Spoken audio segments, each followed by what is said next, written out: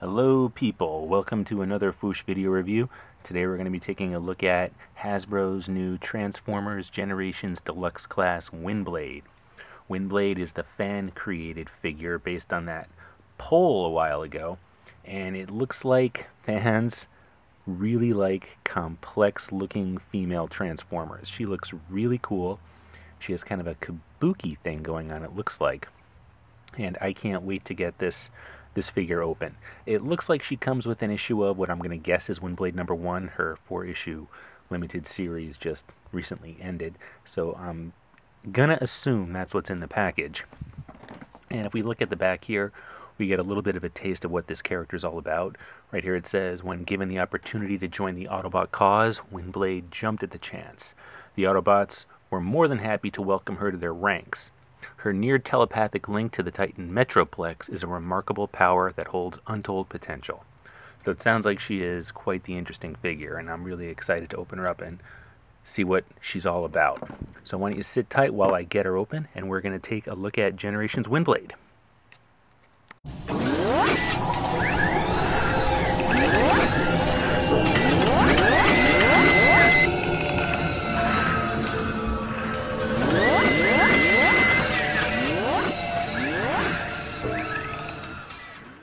And here is Windblade outside of her packaging.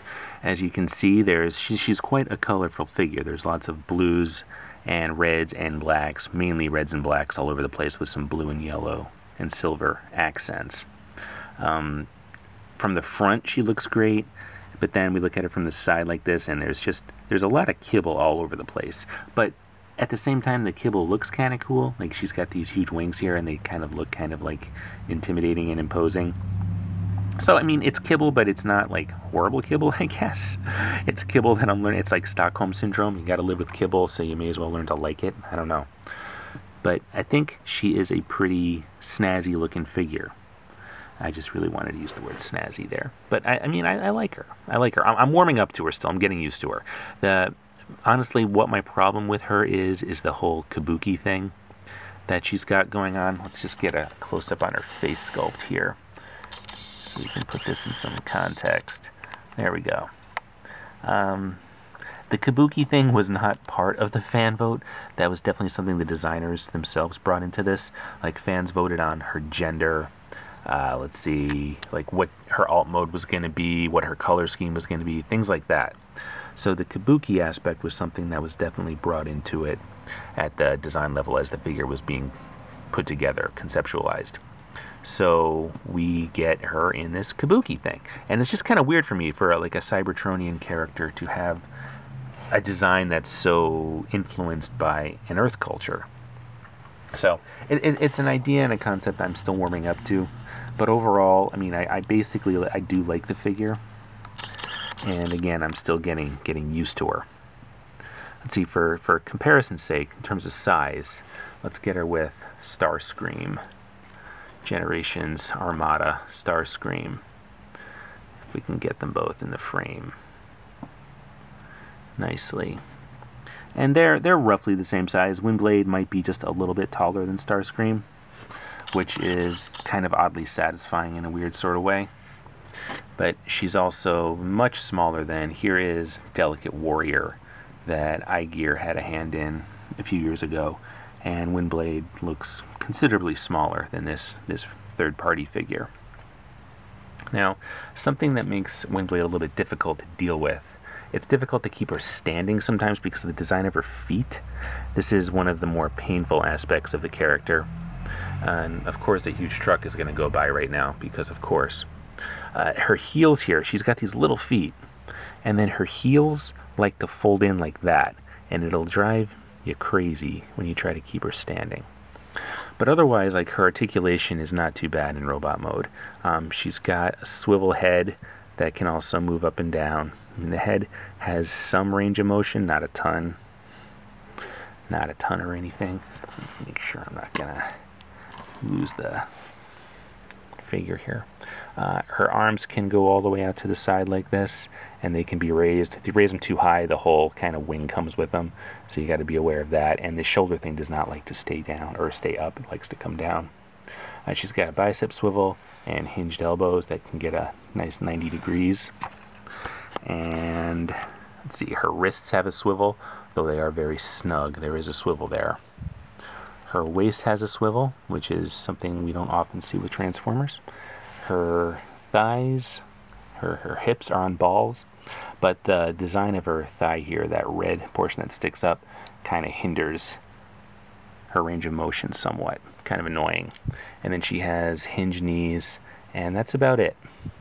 So she is fairly posable, if you can keep, and she can even stand sometimes if the heels cooperate.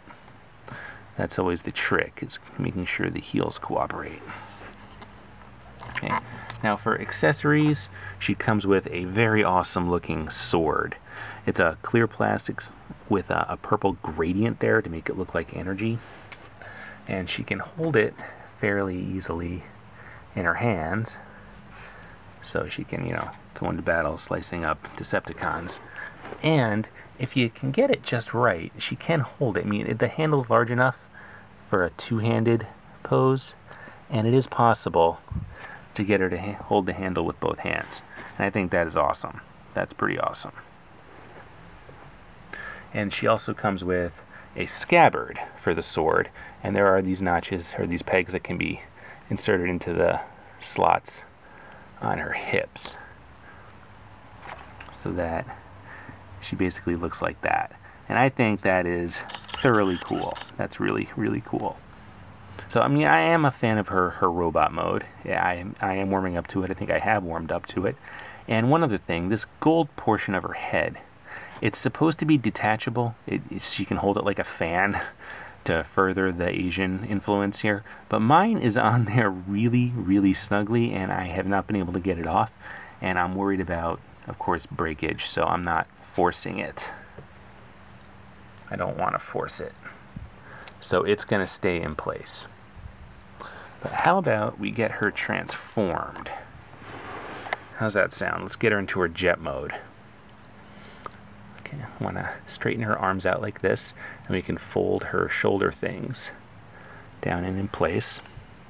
And then we take the red portion of her lower legs and flip that up so it meets her thigh. Flip it up. Okay, so we're left with something that looks like that. Suddenly she's a lot shorter than she was. She looks like she's on stilts now.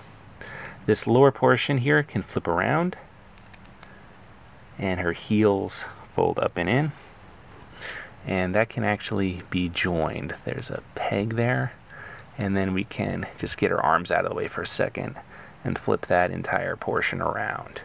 And we basically just made the lower half of her jet mode. Now,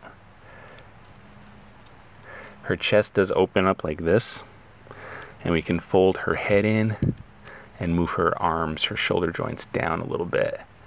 And we can close that up, and then flip the nose cone down and around, and that locks in place.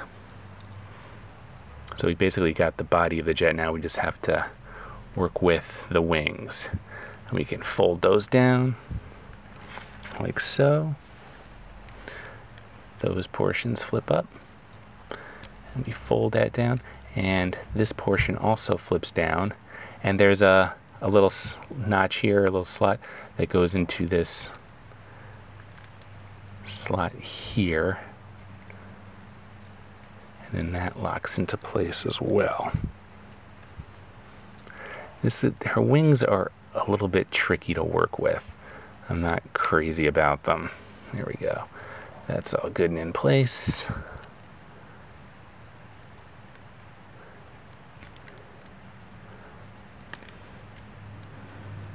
Yeah.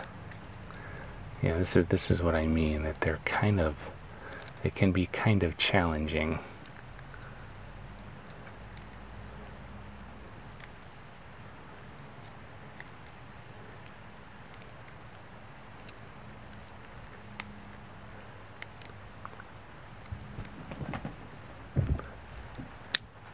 Okay, finally. And that can fold down, that can flip down. So it's kind of a lot of work to get everything lined up properly. Like, I'm not really, I feel like I'm forcing stuff to fit where it's supposed to fit just because it's supposed to fit there, but it doesn't really feel like it wants to be there. Maybe, I mean, this could just be user error here. And then her arms don't really go anywhere, but there are these grip things underneath that her hands can hold on to keep them from flopping around, I guess. They're similar in size to the sword handle.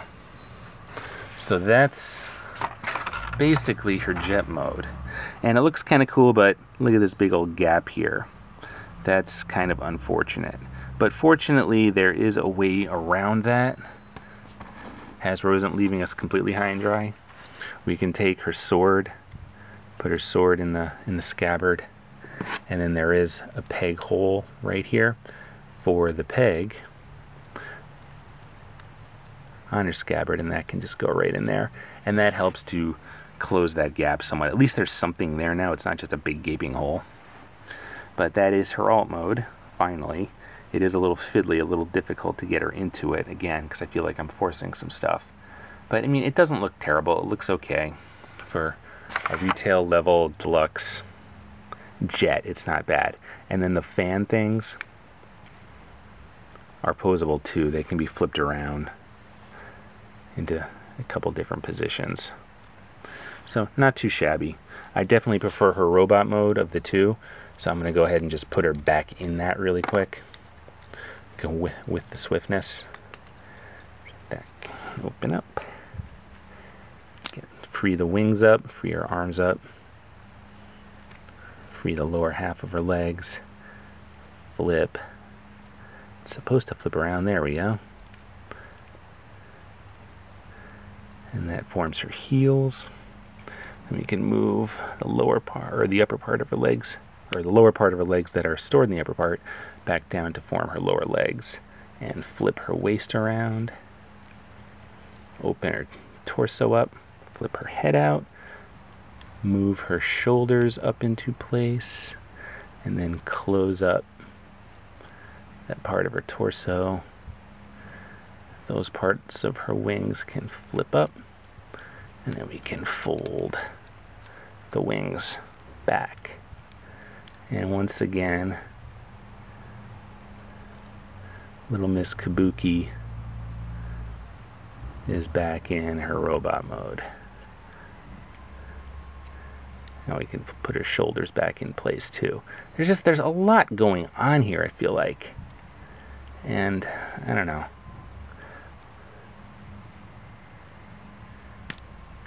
There we go. Ah, darn heels. Don't want to cooperate. And now she just doesn't want to stand. There we go. There we go. So there's Windblade back in her robot mode. And I'm still, like I said, I'm still warming up to her. I'm getting comfortable with her. It's mainly her colors that I'm a fan of. I really like the red and the black. I mean, it's not too common we see an Autobot with so much black. It's not a common thing. And it's especially uncommon that we see another female Autobot in the line. And I think it's crazy that Hasbro released Windblade before they released RC. I mean, RC is still coming. RC's in the next wave.